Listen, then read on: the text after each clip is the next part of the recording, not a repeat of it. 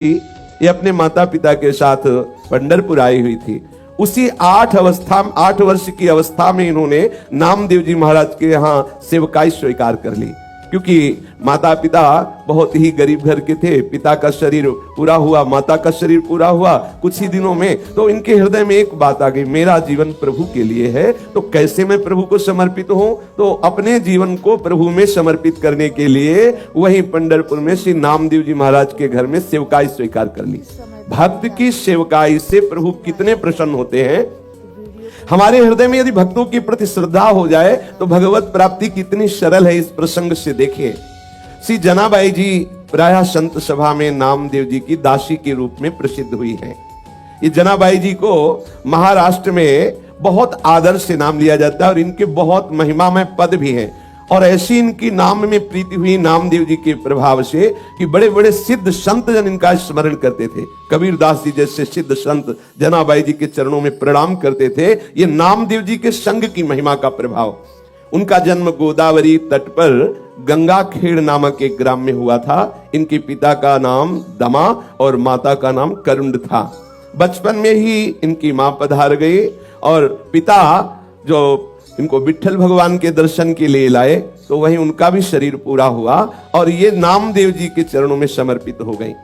इनके हृदय में एक बात आई कि प्रभु की प्राप्ति का उपाय एक ही है, कोई भक्त प्रसन्न हो जाए। इसलिए उन्होंने सेवकाई स्वीकार कर ली नामदेव जी के यहाँ, और अन्य आश्रय कोई रह नहीं गया था। नामदेव जी निरंतर भजन परायण, निरंतर नाम में डूबे रहते थे।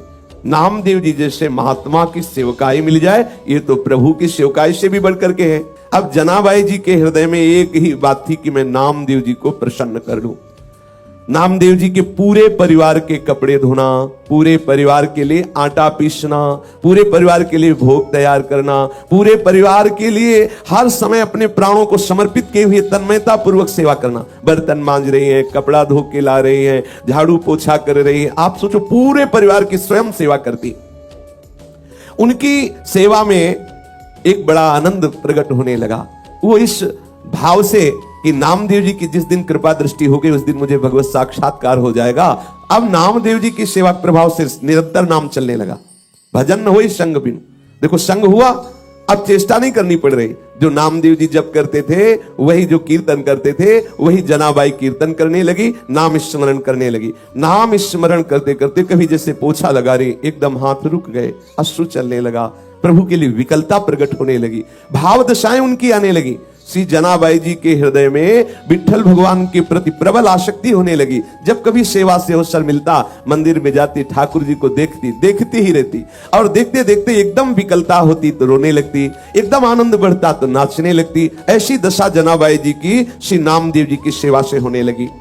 जनाबाई जी जब झाड़ू देती, बर्तन मांजती, कपड़े धोती, जल भरती, चक्की पीसती, ये सभी कार्य करते हुए सावधानी ये रखती कि सेवा में त्रुटि न हो और नाम विस्मरण न हो। और भगवान नाम का ऐसा प्रभाव हुआ कि अब उनके आंसू नहीं रुकते। सोहनी लगा रहे, अश्रु प्रवाह हो रहा, बर्तन मांज रहे, अश्रु प्रवाह हो रहा। देखो कैसी कृपा हुई भक्त संग की, जिसकी बड़े बड़े साधु जन, उपासक जन आकांक्षा करते, वो जनाबाई को प्राप्त हो रहा है। वो कभी रोते रोते सेवा करते करते एकदम व्याकुल हो जाती, हा विठ्ठल, हा विठ्ठल, हा पांडुरंगा, ऐसे पुकार पड़ती। अब एकादशी के दिन नामदेव जी के यहाँ रात्रि में भक्त मंडली एकत्रित होती और कीर्तन करती। कोई मृदंग बजा रहा है, कोई करताल बजा रहा है, कोई नृत्य करते हुए नाम कीर्तन कर रहा है, कोई प्रभु की आनंदमयी लीलाओं का गायन कर रहा है, तो कोई एकांत में बैठा हुआ उन लीलाओं को सुनकर, उन कीर्तन को सुनकर, भक्तों की भावदशा को देकर अश्रु प्रवाह कर रहा है। पूरी रात्रि, एकादशी की रात्रि में नामदेव जी के यहाँ ऐसा कीर्तन होता और जनाबाई सब सेवा करके एकांत कोने में खड़ी रहती। नामदेव जी और बड़े बड़े भक्तों की भाव दशाएं देखती तो उसके हृदय में और विकलता बढ़ती। संकीर्तन के आनंद सागर में वो पूरी रात डूबी रहती। उसको पता ही नहीं चल पाता कि कितने कम समय में रात्रि व्यतीत हो गई। उषा काल होते ही, प्रातः काल होते ही सब भक्त मंडली अपनी दिनचर्या को जाती और ये बावरी हुई भगवत प्रेम की मादकता में ठाकुर जी के प्रसन्नता के लिए श्री नामदेव जी की सेवा में मगन रहने लगती। अब इनको आज लगा कि अरे आज तो सूर्यदेव उदय हो गए, सब भक्तजन चले गए और मुझे तो होश ही नहीं रहा, ये तो बहुत बड़ी त्रुटि हो गई। एक दिन एकादशी में ऐसी आनंद वृत्ति में रात्रि में डूबी कि सब भक्त कीर्तन करके चले गए और ये डूबी ही रही। देखा सूर्य चढ़ गए हैं, प्रकाश हो गया है। अब चेतना जगी तो इनको लगा कि जो हमारी इस नामदेव जी के प्रति सेवा वृत्ति थी, ये तो बहुत हमारे अंदर त्रुटि हो गई, कैसे पूर्ण सेवा हो पाएगी। सबके लिए आटा पीसना है, सबके लिए सब व्यवस्थाएं अकेले करती। और देखो उसमें ये नहीं कि मुझे करना पड़ता है, ऐसा नहीं, उत्साहित होकर प्रसन्न मुद्रा में करती। आंख खुली, देखा तो बहुत देर हो गई, कैसे नामदेव जी की पूरी हम सेवा कर पाएंगी। जल्दी जल्दी से घबरा कर सोचा कि सबसे पहला काम करते हैं कि हम वस्त्र जो सबके स्नान किए हुए हैं पहले उनको धो के फैला देती। जल्दी से वस्त्र लिए और वस्त्र लेकर के धोने के लिए वो भागी। फिर एकदम दिमाग में आया कि अभी तो बहुत से पात्र पड़े हैं, उनको मार्जन करना है और पानी भी भर के रखना है, पर चलती है पहले वस्त्र धो के आती है। जो ही चंद्रभागा नदी के पास पहुंची वस्त्र लेकर के, तो अब कई चिंताएं एक साथ। अभी तो पात्र मार्जन करने हैं, सुंदर जल भर के रखना है ठाकुर जी की सेवा के लिए। आज तो बहुत विलंब हो गया, अब आज कैसे हम सब सेवा कर पाएंगे, इतना मन में सोच रही थी कि इतने में देखा कि एक वृद्धा मैया आई और कहा कि जनाबाई तू चिंता क्यों कर रही है, सुन तू और जाके कार्य कर, मैं यहां तेरे कपड़े जो ये सब नामदेव जी के परिवार के वस्त्र है ना, ये मैं धो देती हूं। उन्होंने कहा नहीं नहीं आप क्यों करेंगे, आपका शरीर। बोले नहीं, सच्ची सफाई धुलाई तो हम करना जानती, पूरा जीवन हो गया, पूरा जीवन हो गया। जिसके वस्त्र को हम धुलते दोबारा वो मलिन नहीं होते हैं। और देखो तुम तो अभी नई अवस्था तुम्हारी हो, मेरा जीवन हो गया ये धुलते हुए। सच्ची धुलाई का कार्य हम जानते हैं। समझ नहीं पाई जनाबाई। जनाबाई ने कहा मेरे स्वामी की सेवा में आज बड़ी गड़बड़ी हो गई, क्योंकि मैं ऐसी भूल में पड़ गई कि सेवा छूट गई। भूल का तात्पर्य इतना आनंद में डूब गई। बुढ़िया ने प्रेम से कहा तू चिंता मत कर, देखना तू वैसे कपड़े साफ नहीं कर सकती जैसे मैं करूंगी। जनाबाई ने कहा कि अब मुझे नामदेव जी के घर तत्काल भाग के जाना, क्योंकि पात्र मार्जन नहीं किए। अब देखो जैसा भी हो, वो कपड़े वहीं नदी के किनारे छोड़ करके गई और जो कार्य अत्यंत आवश्यक था, जैसे पात्र मार्जन करना और जल भर के रख देना, वो करके वापस आई। तो देखा बहुत प्रेम से डूबी हुई वो जो मैया थी, सब कपड़े धो करके और फैला दिए थे और कहा कि देखो तू चिंता मत कर, आनंद पूर्वक सेवा कर। बहुत बहुत आनंद का विषय है जो तेरे अंदर ये चिंता चलती रहती है भक्त को सुख पहुंचाने की। तो उन्होंने देखा कि सारे के सारे कपड़े एकदम स्वच्छ। जनाबाई ने हाथ जोड़ करके कहा कि आप जैसी उदार तो मुझे जीवन में देखने को नहीं मिली। हमारा तुम्हारा कोई परिचय नहीं, कोई स्वार्थ भावना नहीं, और आप इतने ढेर सारे सब कपड़े धो दिए। तो आप तो हमें लगता है ईश्वर स्वरूप ही हैं, प्रभु स्वरूप ही हैं, और हमें तो ऐसा लगता है कि हमारे विट्ठल ने कृपा करके तुम्हें भेजा है। पर इतना नहीं समझ पाए कि विट्ठल ही इस रूप में आए हैं। मैं आपका बहुत आभार मानती हूं। तो मैया ने कहा आभार की कौन सी बात है, मैं तो तुम्हारी ही हूं, मैं अपनों से आभार थोड़ी प्रकट करती, मैं तो आपकी ही हूं, आप ऐसी चिंता क्यों करती है। ऐसा करके मुस्कुराते हुए वो वृद्धा माई वहां से चली और कहा कभी भी आवश्यकता हो तो मेरी याद कर लेना, आप जे भी याद करोगी मैं उपस्थित हो जाऊंगी तुम्हारी सेवा के लिए। जनाबाई जी भाव में डूब गई, क्योंकि उस वृद्धा की मुस्कुराहट ने इनके हृदय में आनंद का वर्धन किया। इनको थोड़ी देर के लिए अंतर्मुख में इतना डुबा दिया उस मुस्कुराहट ने, पूछो मत। फिर चेतना आई और सोचा कि मैंने तो पूछा नहीं कि तुम कहां रहती हो, तुम्हारा क्या नाम है। जब तुम कह रही हो कि कभी कार्य पड़े तो बुला लेना, तो तुम रहती कहां हो, तुम्हारा नाम क्या है। आसपास देखा तो वृद्धा दिखाई नहीं दी, थोड़ा दौड़ करके आसपास और देखा, नहीं दिखाई दी। अब तो हृदय में विकलता हुई कि शरीर कोई इतना यौवन का भी नहीं था कि हवा की तरह भाग जाए। वृद्ध थी, आखिरकार कहां चली गई और कौन हो सकती है। जनाबाई उस सब कपड़े लेकर के घर पहुंची और हृदय बड़ा व्याकुल था कि आखिरकार वो वृद्धा थी कौन और कैसा जादू कर गई वो अपनी मुस्कुराहट से वृद्धा कि मेरा चित्त बार बार उसी का चिंतन कर रहा है। जनाबाई गदगद कंठ से नामदेव जी के समीप गई और पूरी घटना सुनाई कि आज ऐसा ऐसा हुआ। नामदेव जी ने तत्काल जनाबाई जी से कहा अरे और कोई नहीं था, वो तो विट्ठल थे, कोई दूसरा नहीं था, वो तो विट्ठल थे, ये तो विट्ठल थे, तेरे को बड़भाग्नी बनाने के लिए आए। लेकिन अरे इतना विट्ठल प्यार करते हैं तेरे से कि सब कपड़े धो दिए। उनको भी संकोच हुआ कि कपड़े तो हमारे ही सब थे। देखो आराध्य देवले अपने सेवक के कपड़े प्रक्षालन किए, कैसी भक्ति का महामहिमा में स्वरूप है। नामदेव जी ने कहा जनाबाई तेरे तो अहोभाग्य, कैसी तेरे ऊपर ठाकुर की अनुग्रह वृष्टि हुई, तू समझ नहीं पाई। अब तो जनाबाई के हृदय में और प्रणय कोप बढ़ गया। अच्छा आए भी तो ऐसे छलिया रूप रे गए। अब जनाबाई रोने लगी कि हाय है, इतने छलिया हो कि आप आए भी और हमें परिचय भी नहीं मिल पाया, और दूसरी बात मेरे लिए आपने कष्ट सहा, मेरे लिए इतने ढेर सारे कपड़े धोए। अब तो और हृदय में प्रेम की विकलता बढ़ने लगी। प्रभु सदैव अपने भक्त के पीछे पीछे डोलते हैं। अब तो प्रेम पीड़ा में विकल होकर के जनाबाई सेवा करने लगी। स्वयं मूर्तिमान होकर के प्रभु जनाबाई जी के साथ चक्की पीसते आकर के, एक बार नहीं बहुत सेवाएं। जनाबाई जी प्रेम में मगन होकर सोहनी लगा रही है, कूड़ा का ढेर लगाया, और जब कूड़ा भरने के लिए आई तो देखा टोकरी में लिए हुए प्रभु कूड़ा भर रहे। अब बुढ़िया के रूप में नहीं आते, अब साक्षात विट्ठल के रूप में आते। अगर जनाबाई नामदेव जी के यहाँ उनको सुख पहुंचाने के लिए, उनको भोग बनाने के लिए आटा पीस रही चक्की में, तो चक्की में आटा पीसते हुए कभी कभी वो पद गाते हुए भाव में डूब जाती, तो चक्की रुक जाती, तो ठाकुर जी बैठ के चक्की पीसते। जनाबाई पद गायन करते हुए डूबी हुई है, और क्योंकि सेवा में त्रुटि न हो इसलिए ठाकुर जी समीप आकर के चक्की पीसने लगते। जनाबाई का अभंग सुनते रहते और जनाबाई जी प्रेम में मगन होती। महाराष्ट्र के महापुरुषों ने वर्णन किया है कि झाड़ लोट करी जनी, केर भरी चक्र पाणी, पाटी घेऊनिया सिरिम नेवनिया टाकी दूरी। ऐसा भक्त सी भूलला, नीच कामे करूं लागला, जनी मेहड़े बिठो बाला, काय उतराई हूं तुला। आहा, सी जनाबाई जी घर में सोहनी लगा रही तो कचरा उठाते साक्षात विट्ठल भगवान। अपनी टोकरी को सर पे रखे हुए पीछे पीछे जनाबाई के डोलते, जहां जाओ झाड़ करके कूड़ा एकत्रित करती, सोहनी लगा के ठाकुर जी कूड़ा भरते। कैसी भक्ति की अद्भुत महिमा, भक्त की भक्ति से कैसे प्रभु अधीन हो जाते हैं। आहा, और बार बार विट्ठल जी यही कहते जनाबाई जी से कि मैं तुम्हारा ऋणी हूं।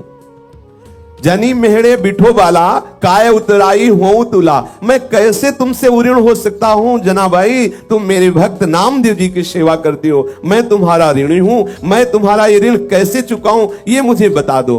बामो शब्य दोन्ही कड़े, देखूं कृष्णाचे रूपंडे, चराचरी जे जे दिसे, तेते अविद्याची नाशे। जैसे अपना ही बायां भुजा और अपना ही दायां भुजा, इसमें कौन अपना और कौन पराया, ऐसी अनुभूति होने लगी श्री जनाबाई जी को। संपूर्ण विश्व ब्रह्मांड चाहे कोई अनुकूल व्यवहार करे चाहे प्रतिकूल व्यवहार करे, मेरा ही स्वरूप है, मेरी ही आत्मा है। जैसे अपना बायां हाथ दायां हाथ, इसमें कौन सा प्रिय कौन सा प्रिय, तो बायां का तात्पर्य प्रतिकूलता, दायां का तात्पर्य अनुकूलता। अनुकूलता प्रतिकूलता चाहे जैसा कोई हमारे साथ व्यवहार करे, वो मेरी आत्मा है, मेरा प्रीतम है, ऐसी अनुभूति हो गई।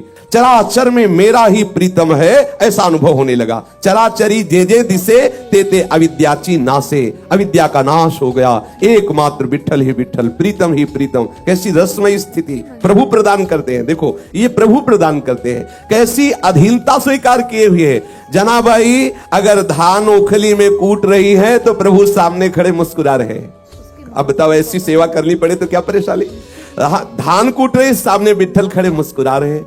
चक्की पीस रही, भाव में डूब रही, ठाकुर जी चक्की पीस रहे। वो सोहनी लगा रही तो ठाकुर जी कूड़ा भर करके टोकरी अपने माथे पे रखे जनाबाई जी के लिए आया कि सर्वा ठाइम पूर्ण कला, दासी जने पाहे डोलाम, माझे नाठवे मी पण, तेथे कैचे दुजे पण। दासी जनाबाई नामदेव जी की कृपा से, इसीलिए लिखा दासी जनी। जब मैं नामदेव जी की दासी बनी, उनकी सेवा की, तो मैंने देख पाया कि द्वैत दूसरा कोई है नहीं, एकमात्र मेरा विट्ठल चराचर में व्याप्त है। संपूर्ण कलाओं से युक्त जो श्री कृष्ण है वो सदैव मेरे सहयोग में है, मेरी सेवा में मेरे समीप है। ये मैं नामदेव जी की दासता से जान पाई। दासी जनी पाहे डोलाम, प्रभु मेरे पीछे पीछे डोल रहा है केवल नामदेव जी की दासता के कारण। एक दिन श्री विट्ठल भगवान के गले का जो बहुत महंगा हीरो से जटित पदक आभूषण था ग्रीवा का, वो चोरी हो गया। और मंदिर में जनाबाई जी सेवा हेतु जाया ही करती थी, तो ऐसी कुछ लीला बनी कि सबको संदेह हो गया जो वहां मंदिर में सेवा में थे कि और कोई नहीं, जनाबाई जी ने ही वो रत्न पदक जो ग्रीवा का आभूषण है वो चोरी कर लिया। अब तो ये बात फैलने लगी। ये ऐसी लीलाएं प्रतिकूलता की होती हैं भक्तों के जीवन में।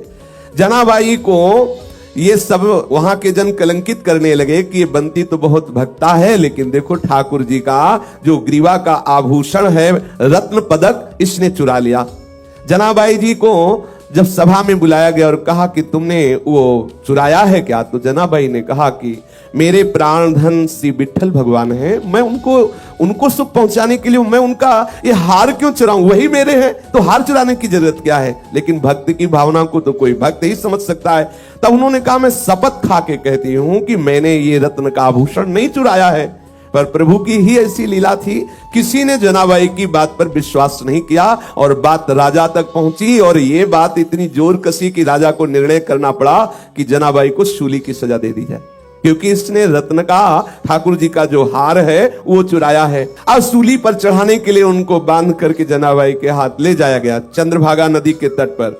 जब जनाबाई ने देखा बस सूली पे चढ़ाया ही जा रहा है, तो बस हृदय से की बहुत बढ़िया, जैसे विठल आपकी इच्छा, और बस विठल विठल विठल विठल विठल, जैसे जैसे वो बोलती विठल विठल वैसे सूली पिघलती जाती।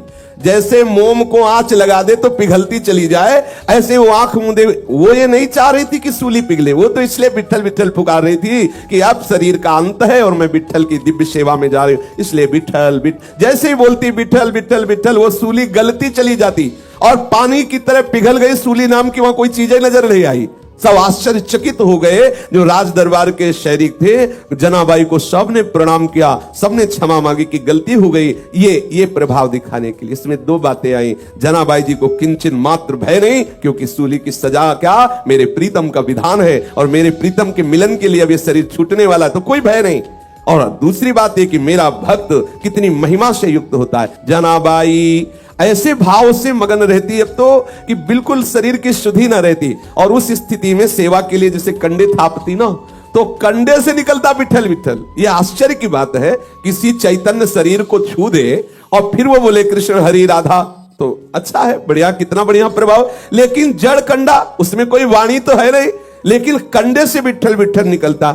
एक बार कबीरदास जी महाराज श्री नामदेव जी के दर्शन करने जा रहे थे, तो उन्होंने समीप में देखा कि कुछ शोरगुल हो रहा है, तो ऐसे कौतुकवश पूछा यहाँ क्या हो रहा है। बोले जनाबाई से कोई स्त्री लड़ रही है। क्यों लड़ रही? अच्छा, जनाबाई कौन? बोले नामदेव जी की सेवा में रहती है वो बाई जी। तो और नजदीक गए, तो क्या इस लड़ाई क्या हो रही? बोले कंडे पर। तो उनको विचार आया कि कंडे पर लड़ाई, भक्त के द्वारा कंडे पर लड़ाई। तो ऐसी आनंद मगन होकर के सुन रहे थे। वो कह रही थी कंडा मेरे। जनाबाई ने कहा नहीं मेरे कंडा है। तो बोले तेरे कंडा की पहचान क्या है? बोले कान में लगा के देखो कंडा बोल रहा है विठल विठल विठल। ये आश्चर्य की बात, ये आश्चर्य की बात।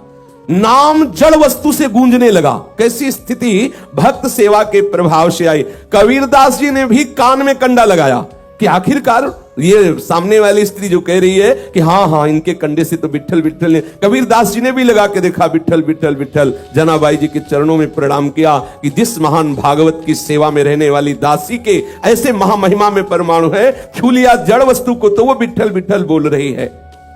श्री जनाबाई जी श्री कबीरदास जी को देख करके बहुत आनंदित हुए। कबीरदास जी आश्चर्यचकित हुए कि क्या ऐसी भी भक्ति होती है कि जड़ वस्तु को छू ले तो भगवान नाम स्फुरित हो जाए। नामदेव जी के साथ जनाबाई जी की ऐसी तन्मयता हो गई कि संवत 14 से 7 में नामदेव जी ने समाधि ली, तो ठीक उसी दिन कीर्तन करते हुए जनाबाई विठल भगवान में विलीन हो गई, कीर्तन करते हुए। तो जो भक्त जन है वो तीर्थी कुर्वन्ति तीर्थानी, जो उनके चरणों का आश्रय ले ले तो संपूर्ण हृदय के विकार नष्ट करके भगवत अनुराग में रंग देते हैं।